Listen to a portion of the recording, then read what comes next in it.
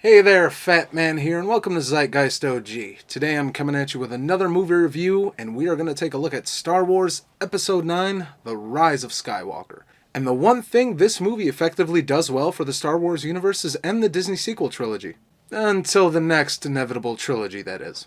So, fair warning right now, because I'm not doing this shit again, there will be spoilers aplenty. So if you haven't seen it, get in your X-Wing and right off. So, let's be honest for a minute. This film is very polarizing in the sense that people basically decided whether or not they were going to hate it right around the time the first trailer was released for it. I have my own bias as well, especially because I've been very critical of the Disney Wars trilogy, but I'm going to try to be as objective as I possibly can. What's funny to me is that people, or so I've seen, are slamming this for ruining the franchise, and I can't help but completely disagree. I think that was The Last Jedi, and I stand by that. Yeah, for anyone who's heard me talk Star Wars or seen my top 5 prequel moments, insert shameless plug-in video here, I am very, very, very critical of The Last Jedi, and will consistently stand by that as the one that tanked the franchise. If you ask my honest opinion, I think the holiday special is better than The Last Jedi. To that, you will probably say something along the lines of, but the holiday special was bullshit and completely ridiculous. True.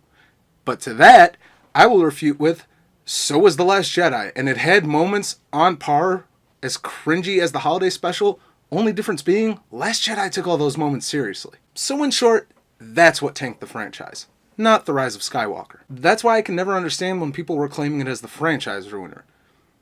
Is it shit tier? If I'm being honest, no. Is it stupid, boring, and pointless? Absolutely. Whereas I was burning with curiosity after The Force Awakens to find out more, The Last Jedi effectively ruined all that for me. So going into The Rise of Skywalker, it was really more of an obligation to finish the sequel trilogy, and I had virtually zero hype. There's nothing quite as ridiculous as space coma revivals here, but there is a lot to talk about, so without further ado, let's get to it. So we get that classic opening crawl, and this is about the point where I knew I was in a rough ride because I felt absolutely nothing. No happiness, no enjoyment, just empty. And that's sad. This isn't a series I ever wanted to feel that way about. Okay, that was the last man-child cry I'm allowing myself over this movie, so let's do this. One thing that immediately sets the tone for this movie is the opening scene, which in all honesty is kind of neat. We see Kylo fucking shit up, and then about 3.5 minutes later, we meet Palpatine. And holy crap, that was quick.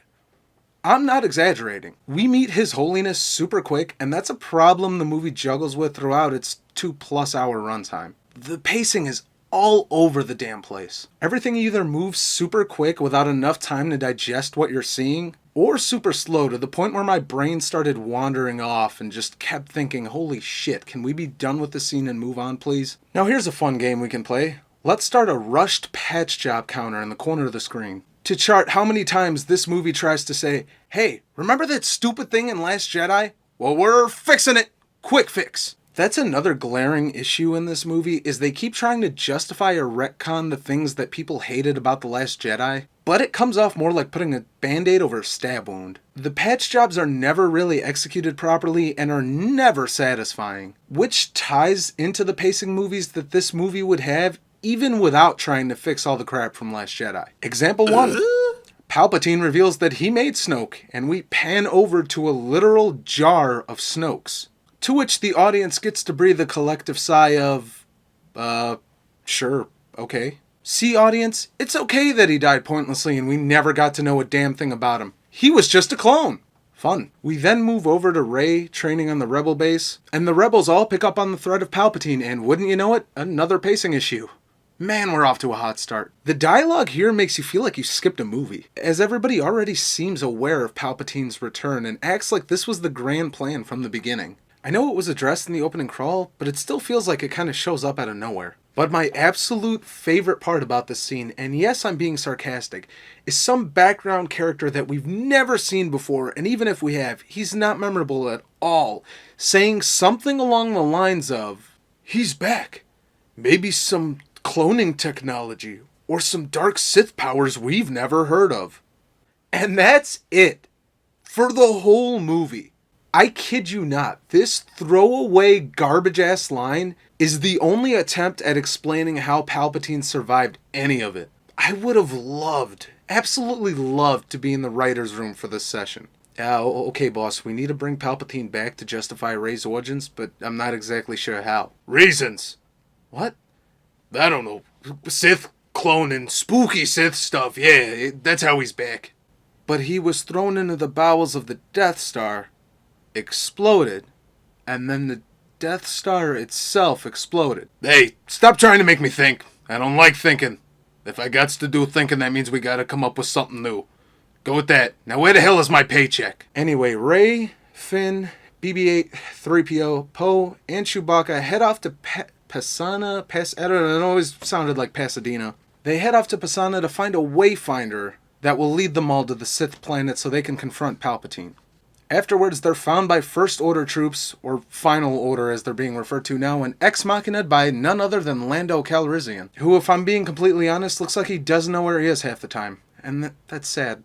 After coming across some kind of sandworm creature that's gravely injured, Rey uses her force magic to heal the wound, and right off the bat, you know that power is going to come back to fix a plot hole later on in the movie. Kylo learns of their whereabouts and goes to confront them with none other than the Knights of Ren. And oh baby, the Knights of Ren.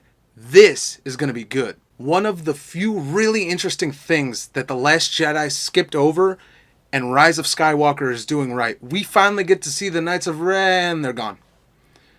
That was quick and pitiful. Let's just add another point to the rushed patch job counter.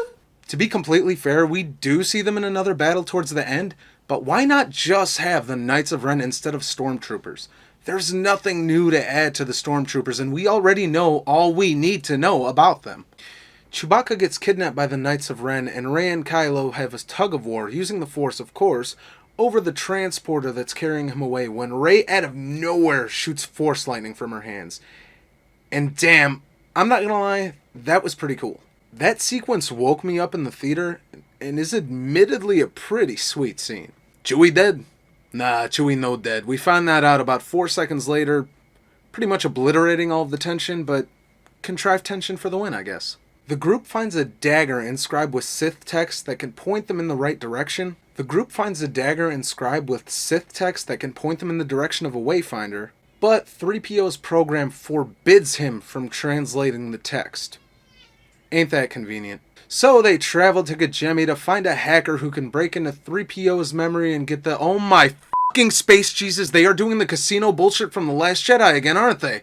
Do they just not learn? I'm glad we can dedicate more unnecessary bloat to yet another scavenger hunt, with yet another mission to find another useless hacker. I want to point out also that it's about this point in the movie where it becomes painfully obvious that Poe, Rey, and Finn just cannot carry the weight of a film by themselves. There's no chemistry between them at all, and any qualities they may have possessed in earlier installments that would have made them interesting is completely wiped out. Poe has absolutely zero charm at this point. Finn's entire character can just be summed up as horny, as he spends most of his dialogue screaming Rey's name or just really trying to drive home the fact that he wants to smash. And Rey, well, if you replaced her from Plank with Ed, Edd and Eddy, there wouldn't really be that much of a difference. Actually, that might be way better. Change.org, here I come. So they plot a rescue mission to save Chewie. Something Hux is a spy. It doesn't really matter. Let's skip over all of that to address the only noteworthy thing that happens in this sequence of events. And that would be Rey's origins. So, Kylo finally reveals to her that she is a... wait for it, a Palpatine. What a stupid... Hold on, wait a minute. That's actually not stupid. That's actually really cool. And really unexpected. And really makes sense in the context of this entire sequel trilogy. So why on God's green earth does it feel so goddamn deflating? The thing is, you can't help but feel that the only reason Palpatine is in this movie to begin with is because Rey is a Palpatine. Add another point to rushed patch job. They clearly wanted to just blow you away after hearing that her parents were nobodies in The Last Jedi. Kylo even pulls the whole old man Ben shtick when he looks at her and was like, I never lied to you. Your parents were nobodies. Imagine this movie without Palpatine, though. It still works really well. We don't need Palpatine in this movie to make this twist work. It actually works better without him.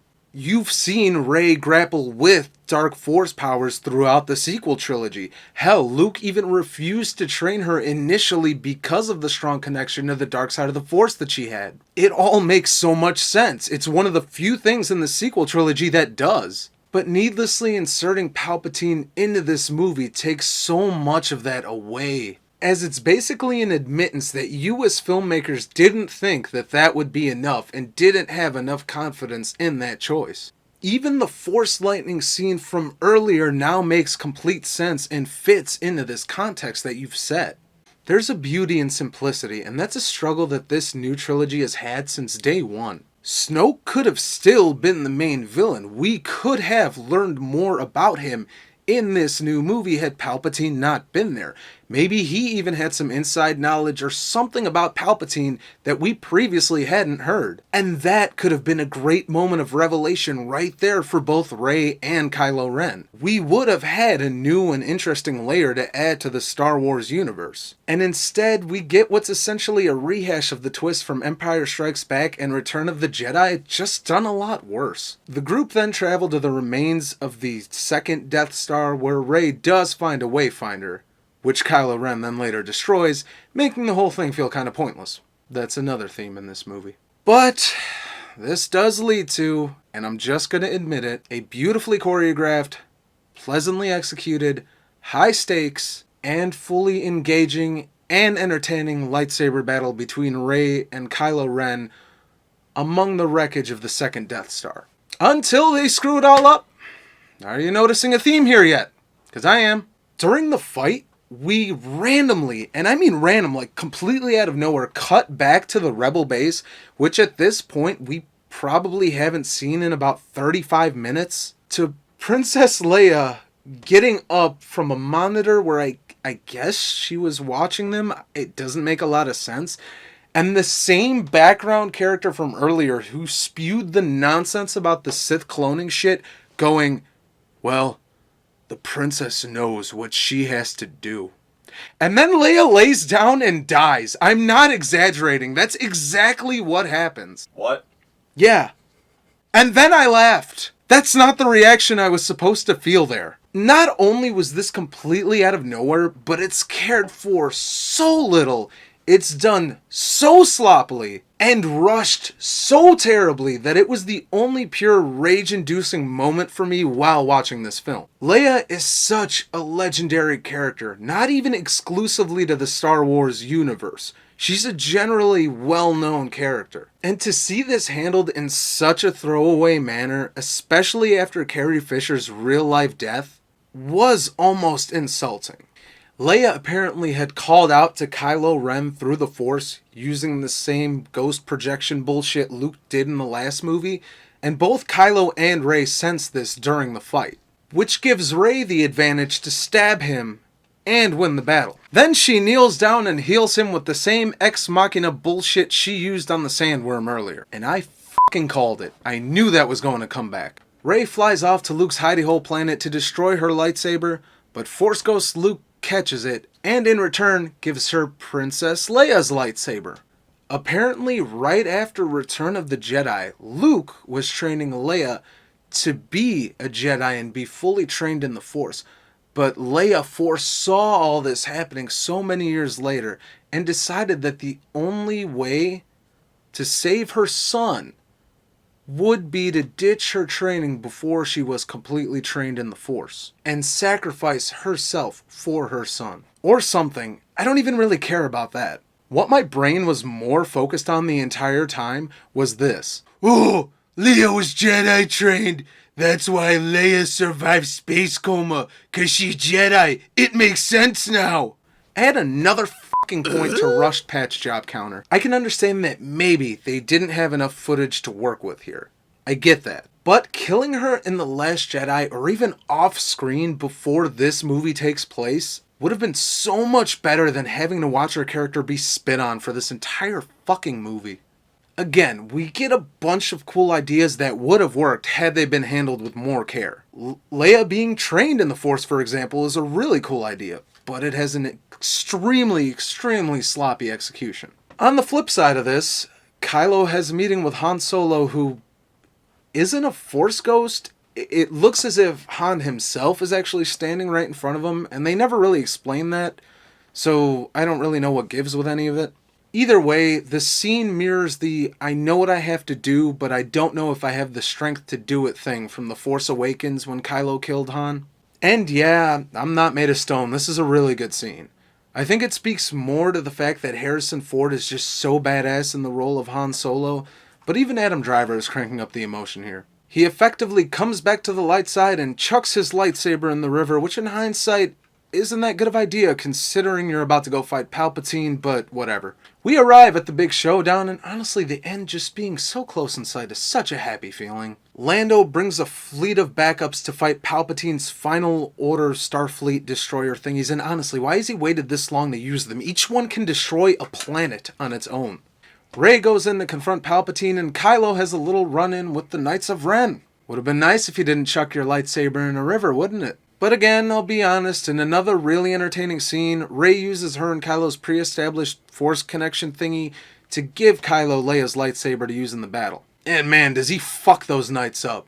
It looks really awesome. It's one of the few things that does. And to the movie's credit, the Force connection between Rey and Kylo has been one of the few things that was done exceedingly well across all three of the sequel trilogy movies. Palpatine throws Kylo down a pit and begins to advance on Rey, claiming that he is all of the Sith. And Rey suddenly begins to hear voices of Jedi past, including but not limited to Obi-Wan, Anakin, Mace Windu, Yoda, Qui-Gon Jinn, and even Ahsoka. Which, excluding Ahsoka, was really awesome to hear. How f***ed up is it that just hearing Qui-Gon, Anakin, and Mace Windu is better than almost anything you actually see in this movie? Rey force grabs Kylo Ren's lightsaber from the pit and claims that she is all of the Jedi, as she destroys Palpatine by reflecting his own Force lightning against him in a super disappointing scene. Palpatine kinda dies like Voldemort, as a total bitch. Rey dies and Kylo Ren ex machinas himself out of the pit to go ahead and ex machina some of his Force healing life magic back into Rey. She wakes up, kisses him. Yay, fan service, I guess. Then in hilarious fashion, Kylo Ren just drops dead. I can't make this shit up. They wake up, they kiss, and he just goes, bleh, and dies, and then fades away like Yoda did in Return of the Jedi. I do like that they screwed over Finn by not having him hook up with Rey, but I also find it really hilarious how much this movie just couldn't comprehend how to do a good death scene or love scene. And the prequels get shit. The movie ends with a classic Star Wars celebration where we even see Wicket and the rest of the Ewoks. Nice touch, I'll give them that. And what is in my opinion the absolute best part of the movie, Maz Cantana, whatever her name is, the bitch with the Coke bottle lenses, walks over to Chewbacca and goes, hey, I have something for you. Here. And she gives him a fucking medal. Like Han and Luke got in New Hope. I'm not gonna lie, that was the only time in this whole movie where my inner fanboy kinda cheered.